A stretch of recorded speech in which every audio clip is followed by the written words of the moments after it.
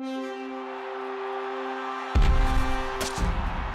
I'm Hub Arkus for Pro Football Weekly, along with Associate Editor Dan Parr, and we're taking a look at all 32 NFL teams, previewing each of them as they kick off the 2012 regular season. Atlanta Falcons, one of the teams on your beat, Dan. And we talk about the big additions to this football team. A player or two, but as much coaches, I think, as players. That was really the approach they took this offseason. They made changes at offensive and defensive coordinator. Mike Nolan comes in to replace Brian Van Gorder on offense. Dirk Cutter replaces Mike Mularkey. On the player personnel side, Asante Samuel, really the only major addition of the offseason. They did not have a pick in the first round. Peter Kahn's second-round pick was their first pick.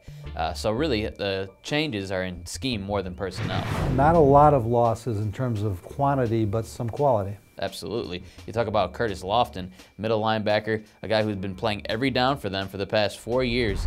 You have Akeem Dent replacing him, a very inexperienced guy. That's a question mark right now. And also on special teams, Eric Weems really did it all for the Falcons. That's a guy I think they're going to miss this season. All right, now, optimistic about this football team, I would think that starts on the offensive side of the football. No question. Matt Ryan coming into his 5th season, maybe a guy coming into his very own, and you look at what he has around it with Julio Jones, Roddy White at wide receiver, one of the best tandems in the league. And at running back, they're pretty loaded. Michael Turner, I think, is still a guy, while he's getting up there in age, still pretty effective between the tackles, rusher, and they think Jaquiz Rodgers could break through this season in his second year, become more involved in that offense, and Jason Stelling gives them some good depth there. And Tony Gonzalez is still in the mix too, so offensively they look pretty good. Concerns for this football team?